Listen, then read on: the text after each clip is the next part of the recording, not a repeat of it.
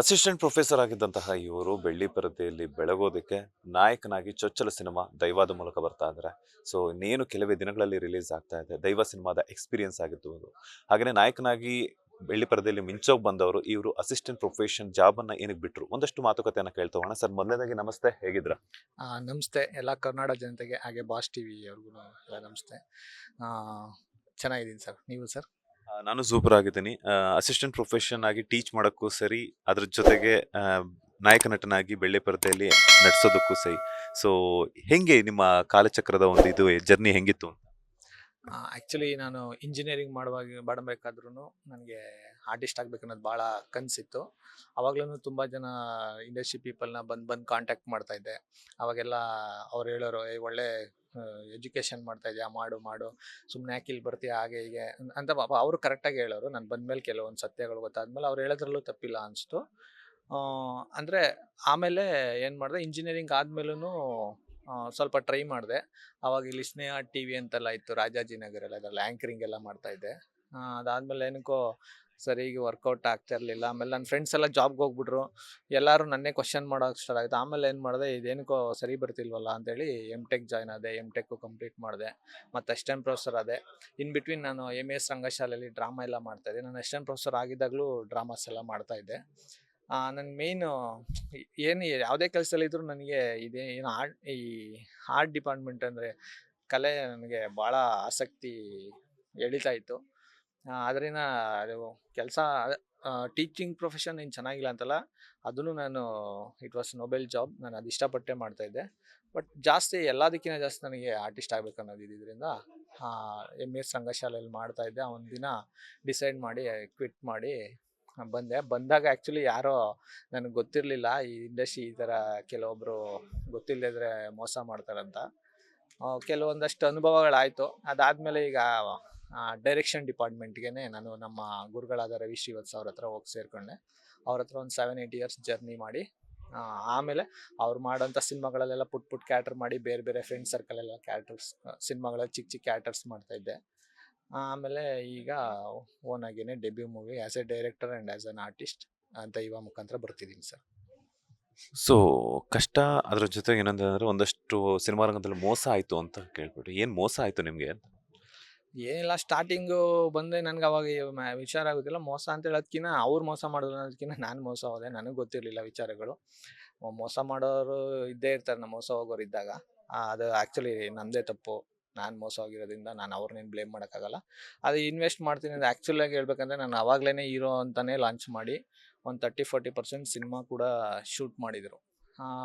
ಅದೆಲ್ಲ ಏನು ಮಾಡಿದರು, ಫಸ್ಟ್ ನೀನು ದುಡ್ಡು ಹಾಕು, ಆಮೇಲೆ ನಾವು ಹಾಕ್ತೀವಿ ಅಂತೆಲ್ಲ ಹೇಳಿ ಮಾಡಿಸಿ, ಅದು ತುಂಬ ಒಂದಷ್ಟು ಫೈನಾನ್ಷಿಯಲ್ ಬರ್ಡನ್ ಆಗೋಯಿತು.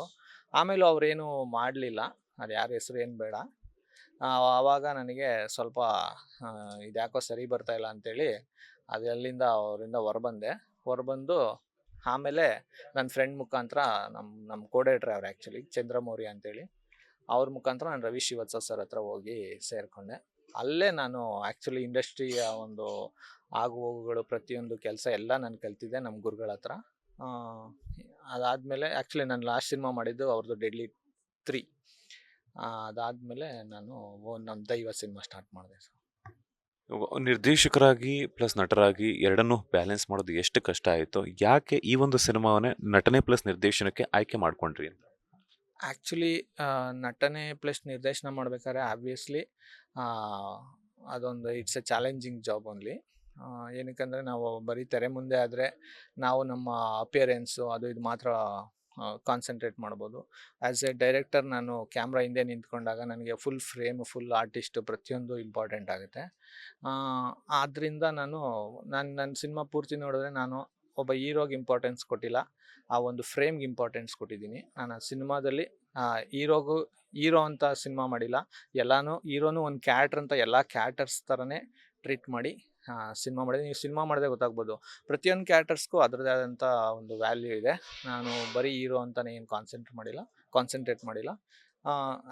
ನಾನು ಮೇಜರ್ ಆರ್ಟಿಸ್ಟ್ ಎಷ್ಟು ಕಾನ್ಸಂಟ್ರೇಟ್ ಮಾಡಿದ್ದೀನೋ ಆ್ಯಸ್ ಎ ಡೈರೆಕ್ಟರ್ ಕೂಡ ನಾನು ಫ್ರೇಮಲ್ಲಿ ಅಷ್ಟೇ ಕಾನ್ಸಂಟ್ರೇಟ್ ಮಾಡಿದ್ದೀನಿ. ನೀವು ಕೇಳಿದಾಗೆ ಆ್ಯಕ್ಚುಲಿ ಅದು ಒಂದು ಚಾಲೆಂಜಿಂಗ್ ಜಾಬೇನೆ ಸರ್. ಸ್ಯಾಂಡಲ್ವುಡ್ ಸಿನಿ ಪ್ರೇಕ್ಷಕರು ದೈವ ಸಿನಿಮಾವನ್ನ ಯಾಕೆ ನೋಡಬೇಕು ಅಂತ? ಶಿವರಾತ್ರಿ ಹಬ್ಬ ಬರ್ತಾ ಇದೆ, ಜೊತೆಗೆ ವ್ಯಾಲೆಂಟೈನ್ಸ್ ಡೇ ಇದೆ.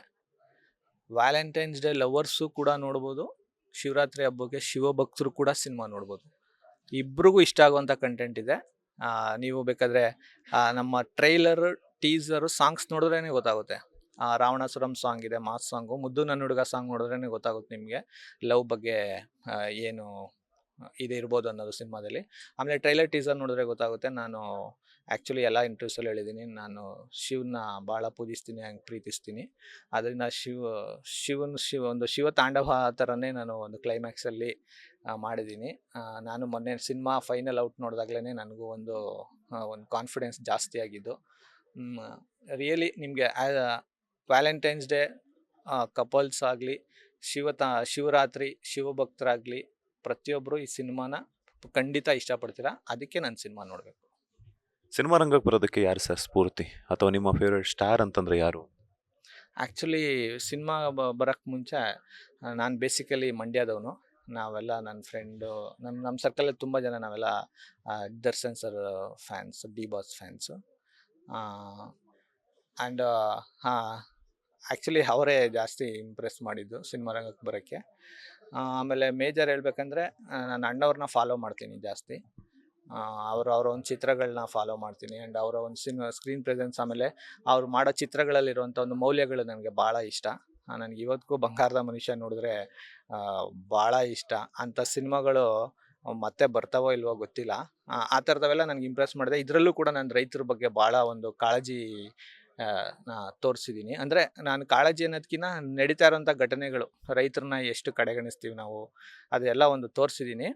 ಆಮೇಲೆ ನಾವು ಈ ಸಮಾಜಕ್ಕೆ ನಮ್ಮ ಕೈಲಿ ಏನು ಆಗ್ಬೋದು ಅಂದರೆ, ನನ್ನ ಮೇಜರ್ ನನಗೆ ಈ ಮೀಡಿಯಾ ಆಗಲಿ, ನಾನು ಸಿನಿಮಾ ಆಗಲಿ, ನಾನು ಏನಕ್ಕೆ ಇಷ್ಟಪಡ್ತೀನಿ ಅಂದರೆ, ನಾವು ಸಮಾಜನ ಬದಲಾವಣೆ ಮಾಡೋಕ್ಕೆ ಡೈರೆಕ್ಟಾಗಂತೂ ಭಾಳ ಕಷ್ಟ ಇದೆ. ಅಟ್ಲೀಸ್ಟ್ ನಾವು ಈ ಮೀಡಿಯಾ ಅಥವಾ ನಮ್ಮ ಸಿನಿಮಾ ಮೂಲಕ ಕೆಲವೊಂದು ವಿಚಾರನ ಹೇಳಿದಾಗ ಅದನ್ನು ತಿಳ್ಕೊಂಡು, ಈ ಎಕ್ಸಾಂಪಲ್ ನಾನು ಬಂಗಾರದ ಮನುಷ್ಯನ ಹೇಳಿದೆ, ಆ ಸಿನಿಮಾ ನೋಡಿ ಎಷ್ಟೋ ಜನ ಊರಿಗೋಗಿ ರೈತರಾಗಿರೋರು ಇದ್ದಾರೆ. ಸೊ ಆ ಥರ ಒಂದು ನಮ್ಮ ಕೈಲಿಂದ ಒಂದೇನು ಅಲ್ಪ ಒಂದು ಕಂಟೆಂಟ್ನ ಕೊಡ್ಬೋದು, ಜನಗಳಿಗೆ ರೀಚ್ ಮಾಡಿಸ್ಬೋದು, ತಿಳುವಳಿಕೆ ತಿಳಿಸ್ಬೋದು ಅನ್ನೋ ಆ ಥರದ ಒಂದು ಪ್ರಯತ್ನ ಮಾಡಬೇಕನ್ನೋದು ನನಗೆ ಭಾಳ ಆಸೆ. ಅದನ್ನು ಸಿನಿಮಾದಲ್ಲೂ ಕೂಡ ಅದು ಇದ್ದೇ ಇದೆ. ನಾನು ಎಜುಕೇಷನ್ ಬಗ್ಗೆನೂ ಹೇಳಿದ್ದೀನಿ ಸಿನಿಮಾದಲ್ಲಿ, ರೈತರ ಬಗ್ಗೆನೂ ಹೇಳಿದ್ದೀನಿ. ನೀವು ಸಿನಿಮಾ ಅಂದರೆ ನಾನೇನು ಒಂದು ಬರೀ ಈ ಏನೋ ಬುದ್ಧಿವಾದ ಹೇಳೋದು ಆ ಥರ ಅಲ್ಲ, ಕಮರ್ಷಿಯಲ್ ವೇನಲ್ಲಿ ನಾನು ಹೇಳಿದ್ದೀನಿ ಸಿನಿಮಾದಲ್ಲಿ, ದೈವ ಸಿನಿಮಾದಲ್ಲಿ. ಫೈನಲಿ ನಾಳೆ ರಿಲೀಸ್ ಆಗ್ತಾ ಇದೆ. ಕರ್ನಾಟಕದಾದ್ಯಂತ ಇರುವಂತಹ ಜನರಿಗೆ, ಸ್ಯಾಂಡಲ್ವುಡ್ ಸಿನಿ ಪ್ರೇಕ್ಷಕರಿಗೆ ಏನು ಹೇಳ್ತೀರಾ? ನಿರ್ದೇಶಕನಾಗಿ ಏನು ಹೇಳ್ತೀರಾ? ನಟನಾಗಿ ಏನು ಹೇಳ್ತೀರಾ? ನಿರ್ದೇಶಕನಾಗಿ ಒಂದು ಒಳ್ಳೆ technically it's A wonderful movie. ಎಲ್ಲ ಟಾಪ್ ಟೆಕ್ನಿಷಿಯನ್ಸ್ ಕೆಲಸ ಮಾಡಿದ್ದಾರೆ. KM ಪ್ರಕಾಶ್ ಸರ್ ಆಗ್ಬೋದು, ಎಡಿಟಿಂಗು ವಿಜೇತ್ ಮಂಜಯ್ ಅವ್ರ ಮ್ಯೂಸಿಕ್ ಅಂತೂ ತುಂಬ ಚೆನ್ನಾಗಿ ಮಾಡಿದ್ದಾರೆ. ಎಫೆಕ್ಟ್ಸ್ ರಾಹುಲ್, ಕ್ಯಾಮ್ರಾಮನ್ ಸಿದ್ಧಾರ್ಥ್, ಪ್ರತಿಯೊಬ್ಬರು ಡಬ್ಬಿಂಗ್ ಇಂಜಿನಿಯರ್ ರಾಜಶೇಖರ್ ಸರು, ಪ್ರತಿಯೊಬ್ಬರು ತುಂಬ ಅದ್ಭುತವಾಗಿ ಕೆಲಸ, ಎಲ್ಲ ಒಳ್ಳೆ ಸೀನಿಯರ್ ಟೆಕ್ನಿಷಿಯನ್ಸು. ಟೆಕ್ನಿಕಲಿ ಮೂವಿ ತುಂಬ ಚೆನ್ನಾಗಿ ಬಂದಿದೆ. ನಮ್ಮ ಕಲರಿಸ್ಟ್ ಕಮಲ್ ಗೋಯಲ್ ಅವರು ತುಂಬ ಚೆನ್ನಾಗಿ ಕಲರಿಂಗ್ ಮಾಡಿದ್ದಾರೆ. DI ಓವರಾಲ್ ಸಿನಿಮಾ ಟೆಕ್ನಿಕಲಿ ಚೆನ್ನಾಗಿದೆ. ಆ್ಯಂಡ್ ಕ್ಲೈಮ್ಯಾಕ್ಸಲ್ಲಂತೂ ನೀವು ಖಂಡಿತ ಒಂದು ಶಿವತಾಂಡವ ಫೀಲ್ ಆಗ್ತೀರಾ.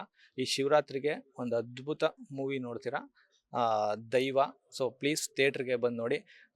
ಅಟ್ಲೀಸ್ಟ್ ಫಸ್ಟ್ ಒಂದು ರೌಂಡ್ ಆದರೂ ಬಂದು ನೋಡಿ. ಯಾಕಂದರೆ ನೀವು ಯಾರಾದರೂ ಇನ್ನೊಬ್ರಿಗೆ ಹೇಳ್ಬೇಕಂದ್ರೆ ಆದರೂ ಫಸ್ಟ್ ಒಂದಷ್ಟು ಜನ ಬರಬೇಕಲ್ಲ, ಅವರಾದರೂ ಫಸ್ಟ್ ಬಂದು ನೋಡಿ, ಆಮೇಲೆ ಬೇಕಾದರೆ ನಿಮ್ಮ ರಿವ್ಯೂನ ತಿಳಿಸಿ ಅಂತ ನಾನು ಕೇಳ್ಕೊತೀನಿ.